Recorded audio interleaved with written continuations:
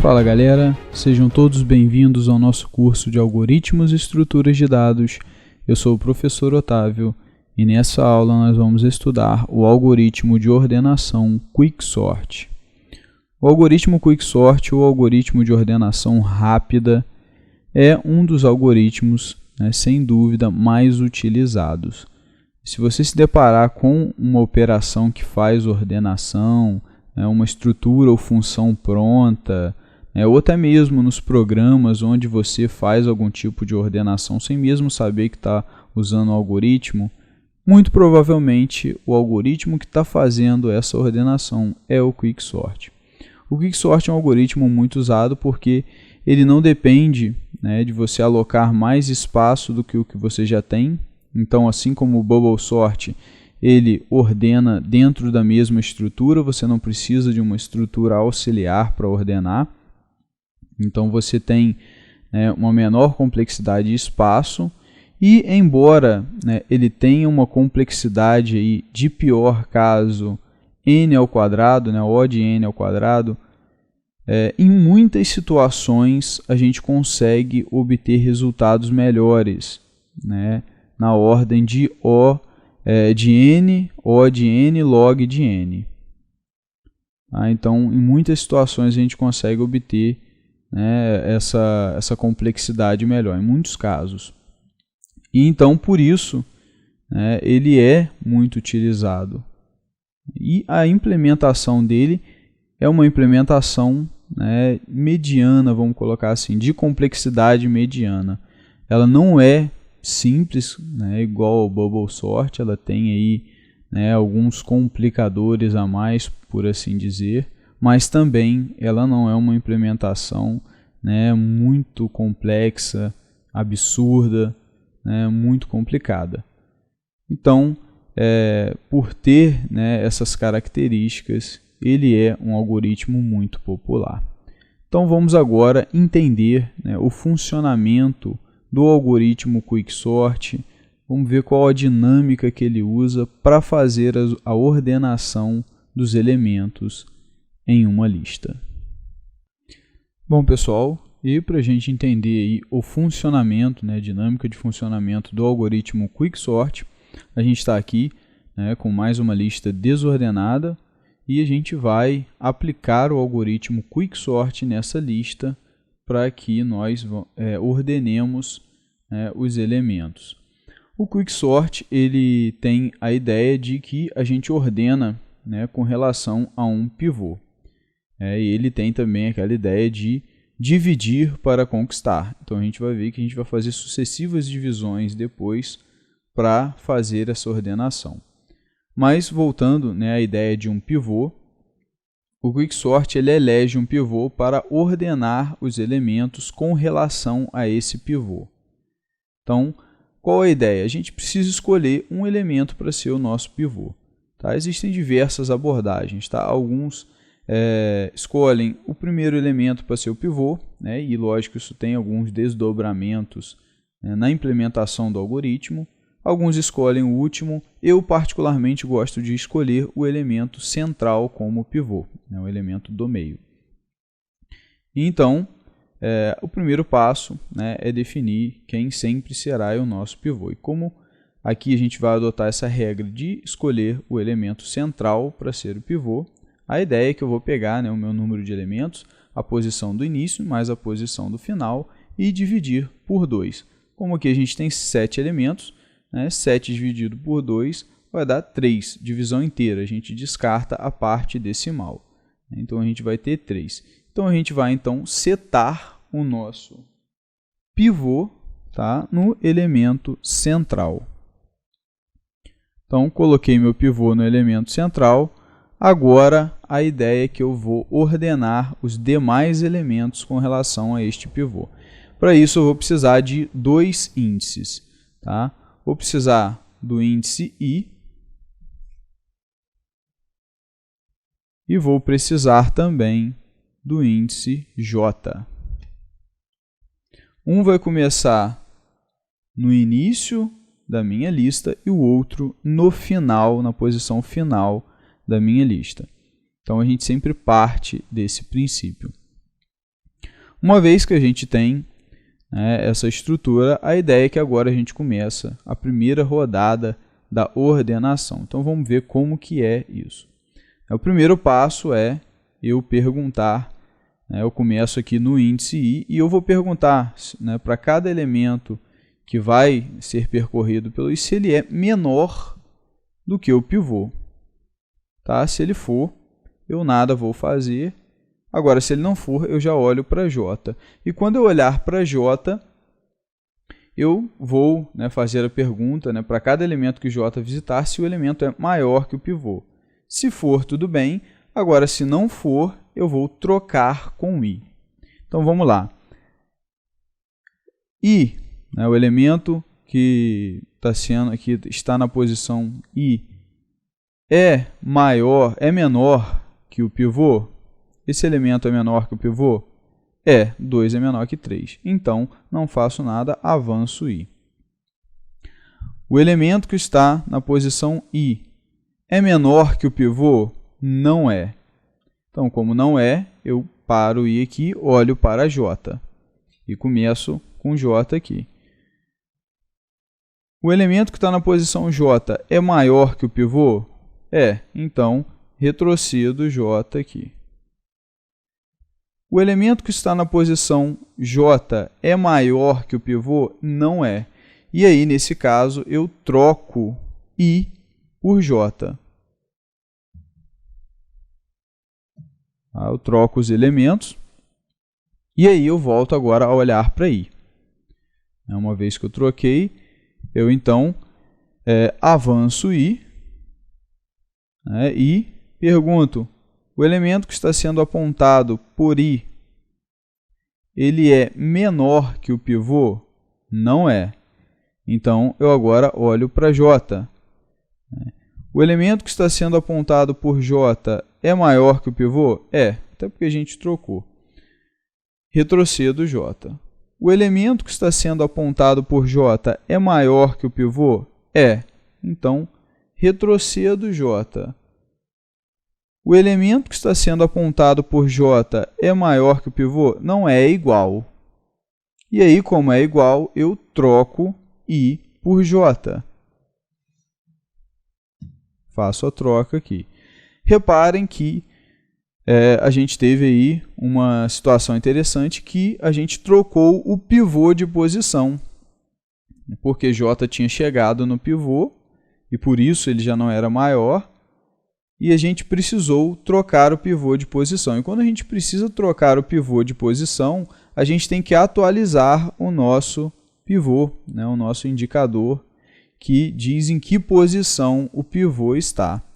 E aí, uma vez que a gente atualizou, a gente continua essa dinâmica olhando para I. E aí, eu pergunto, o elemento que está na posição I é menor que o pivô? Não é, é igual. Então, eu olho para J. O elemento que está na posição J, ele é maior que o pivô? Então retrocedo J. Repare que I e J agora eles estão na mesma posição, eles se encontraram. Quando I se encontra com J, quer dizer que eu terminei essa rodada do algoritmo. Então, essa é que é a ideia. Eu termino essa rodada e eu vou agora dividir em duas sublistas a minha lista maior, a partir do pivô. Eu tenho que embarcar o pivô em uma das duas sublistas, tá? Que está à sua esquerda e à sua direita. E aí eu sempre opto por embarcar aí o pivô na sublista, nesse caso que está à minha direita, que está mais próximo aí ao início. Então, uma vez que eu defini isso, eu vou pegar e vou dividir em duas sublistas. Vou botar aqui um delimitador para a gente ver. E aí agora eu vou aplicar recursivamente o Quicksort nessa sublista e nessa sublista. Tá? E conforme a recursividade, a gente começa por essa sublista. E aí a gente faz a mesma coisa. A gente escolhe um pivô, tá? E no nosso caso, a gente sempre fala que a gente vai escolher o pivô, o elemento central, ou seja, início mais o fim dividido por 2, né? Essa aqui é a nossa dinâmica. E aqui, então, o nosso elemento central ele vai ser o 1. Né? Ele está ao centro. E aí a gente começa, né, com o I aqui e com o J aqui. Um começando ao final e o outro começando ao início. E a gente repete a dinâmica do Quicksort. Né? O elemento que está na posição I é menor que o pivô? Não é. Então, paro o I ali e olho para J. O elemento que está na posição J é maior que o pivô? É. Então, retrocedo J. O elemento que está na posição J é maior que o pivô? Não, é igual. 1 é igual a 1. Então, troco I por J. Troco o elemento que está na posição I pelo elemento que está na posição J. Novamente, a gente atualizou o nosso pivô, ou seja, a gente mudou o nosso pivô de lugar. Então, nós temos que atualizar o nosso pivô, né? Um indicador que diz qual é o nosso pivô, já que ele mudou de posição. E aí, uma vez que eu atualizei o meu pivô, continuo, né, a pergunta a partir de I. O elemento que está na posição I é menor que o pivô? Não é, é igual. 1 é igual a 1. Então, pergunto, né, no elemento que está na posição J. Este elemento é maior que o pivô? É, então eu retrocedo J. I e J se encontraram. Então, quando I e J se encontram, né, eu então cheguei ao fim dessa rodada. E aí, qual a ideia? Eu vou separar, né, em duas sublistas a partir do pivô. Então, eu vou agora separar, né, colocando aqui duas sublistas. Eu vou ter essa sublista e essa sublista, tá? Além da outra que a gente tinha da rodada passada. E aí, a gente vai aplicar recursivamente, né, o algoritmo Quicksort para cá e para cá. E aí, a gente começa, né, por essa aqui que está mais, né, mais próxima do início, mais à direita. E aí, como é um elemento só, né, o nosso pivô está aqui já, não tem outro elemento, e I e J começam nele também, porque já é um único elemento, então ele é início e é fim também. E aí a gente repara que quando a gente tem uma lista unitária com um elemento só, quer dizer que a gente chegou já ao fim, a condição de parada do nosso algoritmo aqui. Isso aqui já está ordenado, esse elemento aqui está ordenado. A gente não vai mexer mais nele, né? Justamente. I e J já estão na mesma posição, não tem mais o que fazer. Então, quando a gente chega numa lista unitária, quer dizer que a coisa já está ordenada. Ok, galera? Então, a gente olha agora para essa sublista. E a gente escolhe um pivô. Ah, mas nesse caso é par, não tem um elemento central. Não tem problema nenhum. O fato de ser um número par não tem problema nenhum. A gente pode fazer uma divisão, né, e a gente vai chegar, né, ao elemento que nós desejamos. Né? Então, eu posso pegar aqui, né, posição aqui 1 mais a posição 3, tá? Aqui 0, né, porque essa aqui é a 0. Então, 1 mais 3 vai dar 4. 4 dividido por 2 dá 2. Então, 0, 1, 2. Meu pivô fica aqui. Não tem problema nenhum, tá? Eu ter números pares. Funciona da mesma maneira. E começo o I aqui e o meu J aqui. E aí, a gente vai, então, aplicar recursivamente o algoritmo. Elemento na posição I é menor que o pivô? Sim. Então, avanço I. Nesse momento, I se encontrou com J, né, e então não há mais nada o que se fazer. E aí, como a gente chegou ao fim dessa rodada, a gente divide novamente aí a nossa lista em duas sublistas. Vou colocar mais uma divisória aqui, informando que a gente agora tem mais duas sublistas, e a ideia é que eu vou aplicar recursivamente o algoritmo para essa e para essa. Só que, como a gente está sempre começando aqui pelo elemento da direita, a gente vai então aplicar recursivamente. Só que a gente já viu que quando a gente chega num elemento unitário, não tem mais o que se fazer, a gente atingiu a condição de parada, esse elemento está ordenado. Então, como ele está ordenado, a gente não mexe mais nele. Então, esse elemento agora está ordenado, a gente atingiu a condição de parada. Então, a gente agora aplica recursivamente a essa sublista. E a gente vê que também é uma lista unitária. Então, atingimos a condição de parada do algoritmo, não há mais nada a se fazer. Encerramos aqui, e o que quer dizer que esse elemento também já está ordenado. A gente não precisa mais mexer nele, ele já está em ordem. E aí, uma vez que a gente deixou, já realizamos aí todas as aplicações recursivas do Quicksort para esses elementos, a gente agora olha para os nossos elementos que estão aqui, que ficaram aí para serem ordenados pelo Quicksort recursivamente. E aí, a ideia é a mesma, escolho um pivô. Então, a gente usa a mesma lógica que a gente usou anteriormente. A gente pega a posição do início, 0, 1, 2, posição 3, com mais a posição 6, a gente tem 9.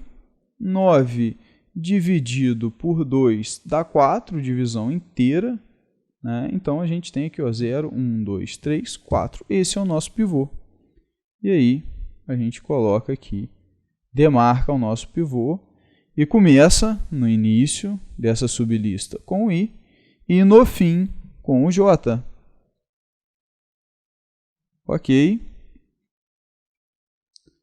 Beleza, então.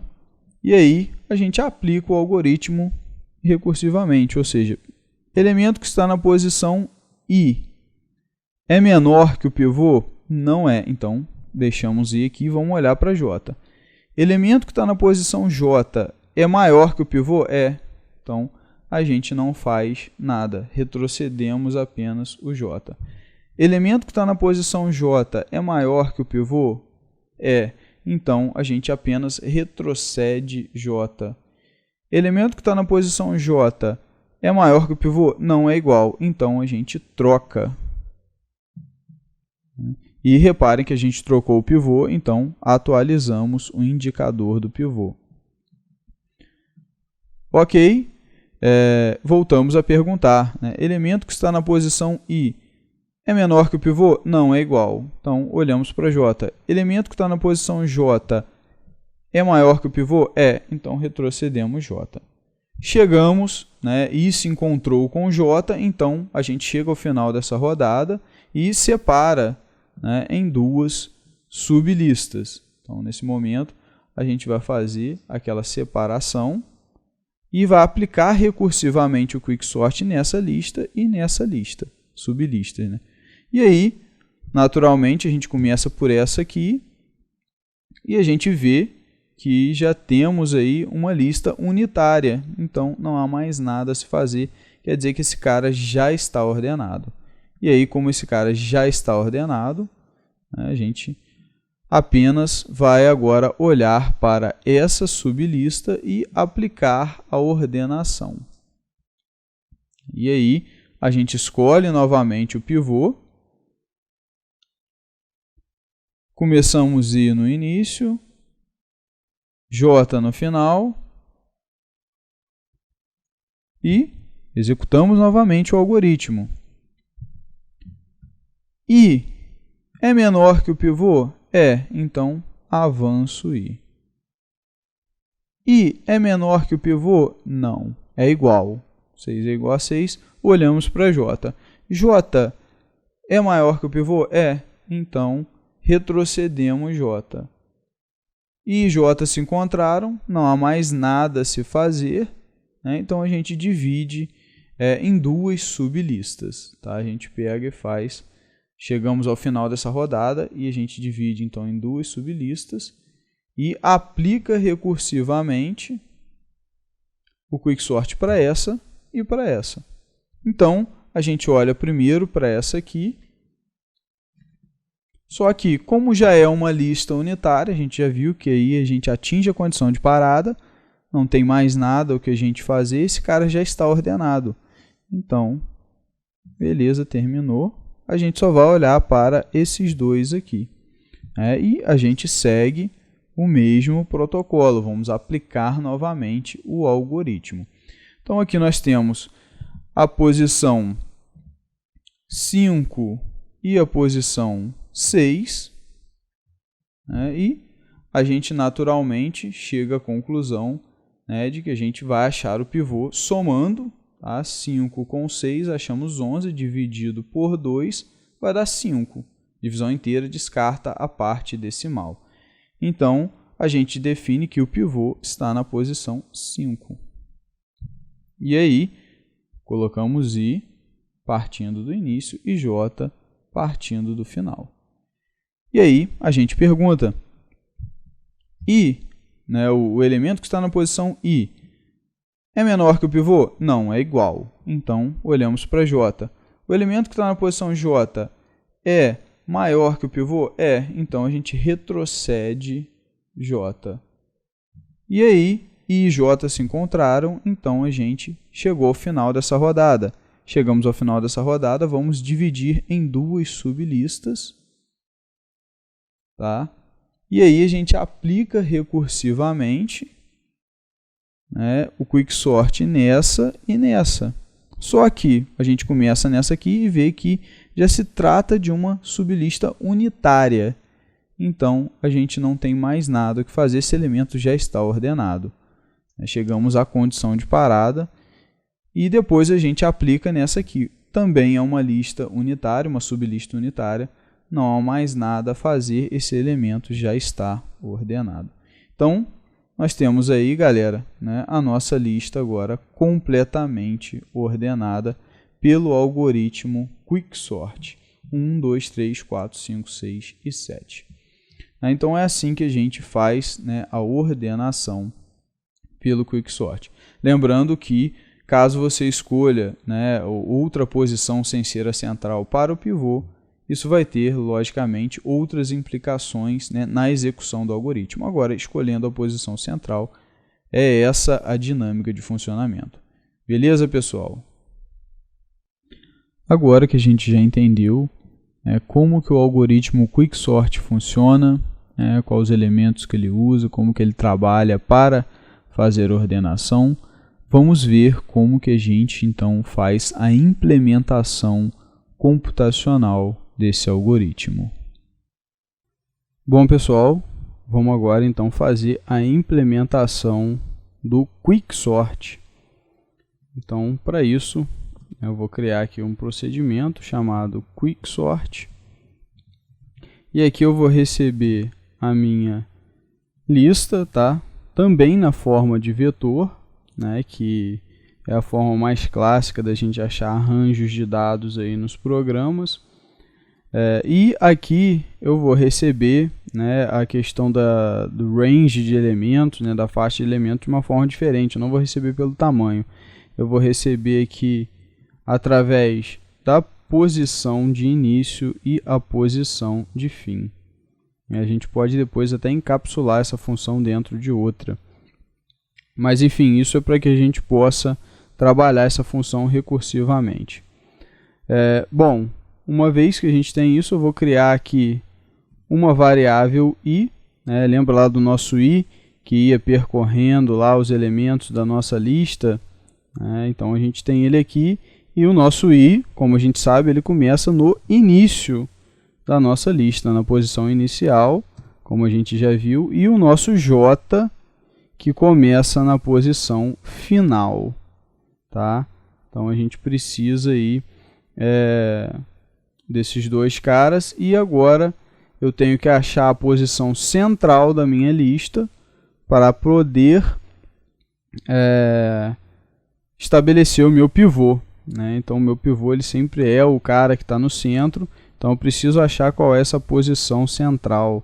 Então a minha posição ela vai ser o início mais o fim dividido por 2.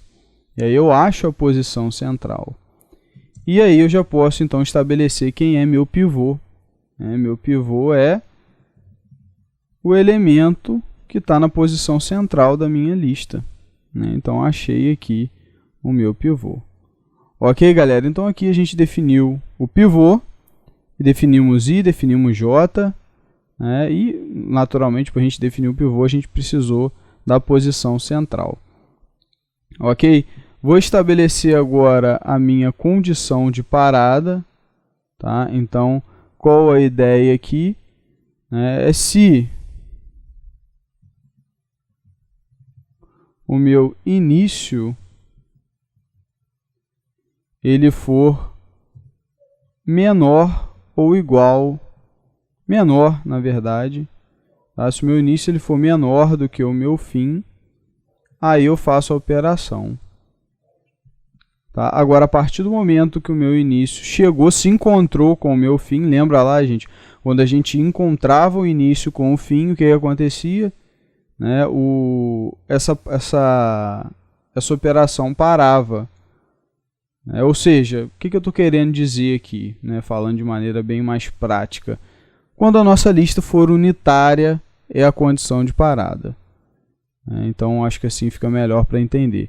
Lembra lá no nosso exemplo, na nossa explicação, quando a gente tinha um elemento unitário, que a gente ia dividindo em sublistas e tal, quando a gente tinha um elemento unitário, acabou, eu parava, terminei a minha condição.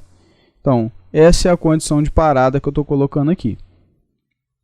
Se o meu início for menor do que o meu fim, beleza, eu vou fazer a operação. Agora, a partir do momento que o meu início é igual ao meu fim, eu encerro, eu tenho uma lista unitária, ela começa e já termina naquele mesmo elemento.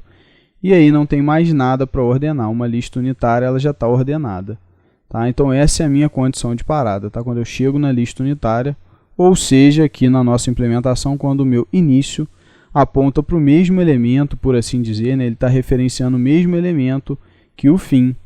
Então a gente está falando de uma lista de um elemento apenas, e lista unitária já está ordenada, é a minha condição de parada. Por isso que eu preciso que o início seja menor do que o fim. Então ele tem que ser diferente. E aí, aqui dentro, o que eu faço? Eu rodo um laço, tá? Enquanto o meu I for menor que o meu J. Então a gente vai fazer isso daqui. Lembra que a nossa operação ela consistia da gente ir andando com o I, perguntando, é menor que o pivô, é menor que o pivô, até achar alguém que era menor? Ou igual, se a gente chegasse no próprio pivô? E a gente parava essa operação, e aí se fosse menor a gente trocava e tal, mas a gente parava essa operação quando I e J se encontravam, lembra? Quando I e J apontavam para o mesmo elemento, a gente encerrava aquela rodada. Então, a gente terminava aquela rodada, aqueles elementos já estavam ordenados com relação àquele pivô e a gente partia para a próxima. Então, aqui é uma rodada daquela, onde o I vai avançando, quando ele se encontrar com o J, eu termino a rodada e aí eu recomeço o algoritmo naquela sublista. Eu vou dividir em sublistas, em duas sublistas, vou executar, depois eu divido aquela parte em mais duas e tal, e assim sucessivamente. Então, essa parte que eu vou agora programar é aquela parte onde o I se encontrou com, ele vai andando até se encontrar com o J. Então, o primeiro passo, tá? Enquanto, aqui eu vou ter outro loop, enquanto lista na posição I for menor que o meu pivô, então essa é a ideia, eu vou perguntando, esse elemento, estou com I, o elemento I é menor que o pivô? Não, então eu avanço I. E aí, volto no meu loop. O elemento I é menor que o pivô? Não, avanço I, verifico se o próximo é menor, Quando eu achar um elemento que é menor, eu vou sair do loop e o i vai ficar paradinho lá. Porque aí quando eu achar um elemento que é menor, que é maior que o pivô ou igual, perdão, achei um elemento que é maior ou igual ao pivô. Então o i não avança mais, ele para onde ele está. Ele para no elemento que é maior ou é igual, é o próprio pivô no caso. E aí neste caso, a gente olha para o j, né? E aí a gente começa a retroceder o j. E aí a pergunta que a gente faz é se lista na posição j é maior que o pivô. Então, enquanto a lista for maior, enquanto lista na posição j, ou seja, enquanto o j for maior que o pivô, o elemento lá do j for maior que o pivô, eu retrocedo o j, j menos menos, eu vou voltando com j ali na direção do pivô. Então, eu vou sempre fazendo isso, começo no último elemento lá. Ah, esse elemento é maior que o pivô? É, então retrocedo j, j menos menos. Próxima rodada do loop. E o penúltimo, ele é maior que o pivô? É, então retrocedo. E o antepenúltimo é maior que o pivô? Não, aí eu vou parar. Eu saio desse loop, né, um exemplo. E vou para o próximo comando, que é esse aqui. Beleza? Então aqui eu vou andando com i até achar alguém que seja maior ou igual ao pivô. E aqui eu vou voltando com j até achar alguém que seja menor ou igual ao pivô. Beleza? Lembrando que se a gente encontrar, né, se o i e o j se encontrarem, o loop maior para, então acaba essa operação.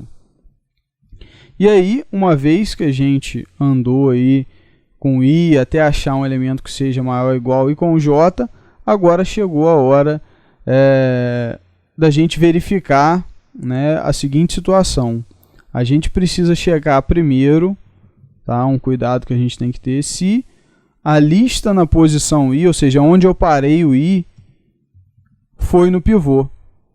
Então, tem que verificar se eu parei o i no pivô.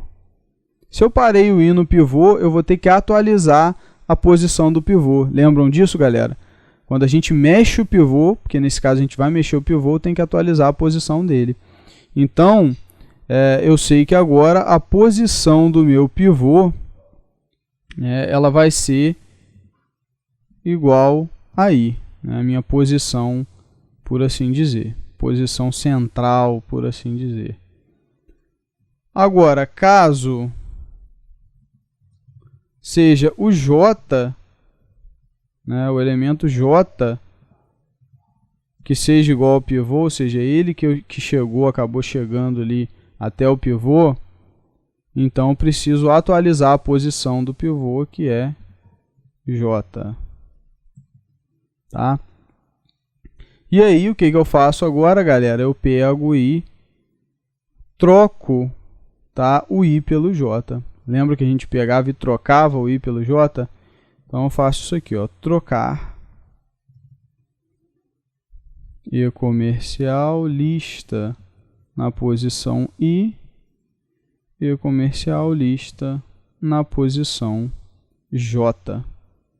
Então, a gente usa aquela função de troca para trocar aí as duas posições. Tá beleza, pessoal? É claro que se os dois se encontraram, né, eu vou trocar a mesma posição, então não vai alterar em nada. E aí na próxima rodada o meu loop maior aqui vai parar, porque ele terminou essa rodada. Ok, pessoal? Então essa é aí a nossa implementação, tá, inicial. E aí, uma vez que eu fiz a rodada, né, eu cheguei a i e j se encontraram, termino a rodada e aí eu tenho que dividir em duas sublistas e aplicar o algoritmo recursivamente. Né? E é agora que a gente faz isso. Né? Eu chamo recursivamente aqui o quicksort para a lista. Tá? E aí, eu vou pegar a posição do meu pivô mais 1, ok? E vou passar aí a minha posição final. Então, aqui eu vou lidar aí como se fosse os elementos à direita, tá, da minha lista, os elementos que vão do meio até o fim. Tá? Então, por isso que eu estou falando, ó, Aqui eu estou aplicando o Quicksort na sublista que vai do pivô, ou seja, o meio, mais ou menos, pode ser que o pivô tenha mudado de lugar, então não dá para a gente garantir que é o meio, mas vai do pivô até o final. Então a gente tem uma sublista que vai do pivô até o final. Tá? E a gente tem também a aplicação recursiva no Quicksort que vai do início até o pivô. Por que eu botei pôs mais um aqui? Porque eu embarquei o pivô nessa aqui, ó, nessa sublista aqui, que vai do início até o pivô. Aqui eu não tenho o pivô incluso, então eu só vou do item depois do pivô até o final. Tá? Então aqui, galera, eu apliquei recursivamente na sublista que vai do pivô até o final, e aqui eu apliquei na sublista que vai do início até o pivô. Beleza? E aí o algoritmo vai acontecer recursivamente. Ok, galera? Vamos agora incluir a biblioteca trocar, que a gente já criou anteriormente. E vamos agora ver um exemplo de funcionamento aí do Quicksort. Então já vamos incluir aqui o stdio, porque a gente vai precisar para esse exemplo. Tá? Ok, estou com stdio aqui. Vamos agora criar aí o nosso main. Antes de começar a redigir o programa, vamos ver se a gente não tem nenhum erro de sintaxe. Temos aqui um erro de sintaxe, esqueci um ponto e vírgula aqui. Corrigido. Ok, nenhum erro mais de sintaxe. Vamos agora ver aí o funcionamento do nosso algoritmo Quicksort. Então, vou primeiramente criar aqui uma lista. Int L igual, criar manualmente, tá? Não vou pedir para o usuário. Vamos botar aí desordenada.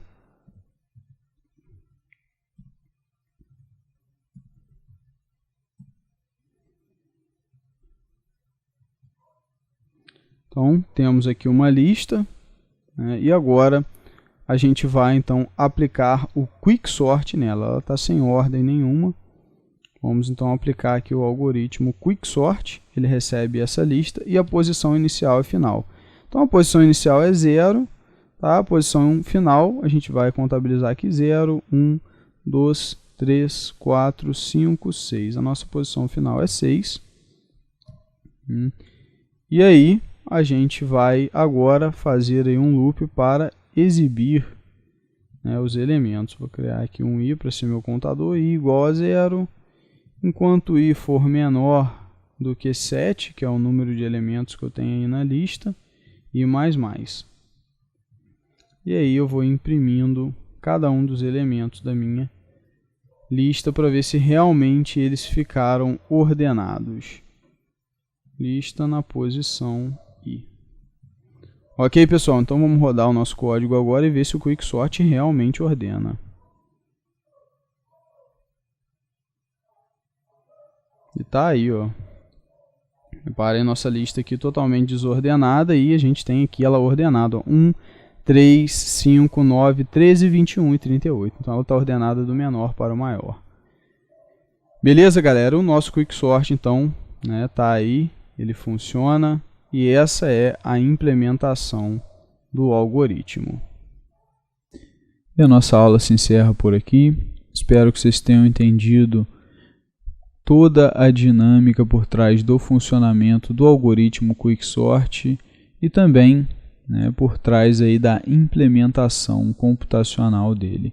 Revisem essa aula, vejam novamente o funcionamento, implementem aí no computador de vocês esse algoritmo, testem com outros tipos de dados, né, não só com números, para que vocês, né, expandam mais aí o conhecimento de vocês. Um grande abraço a todos e até a próxima.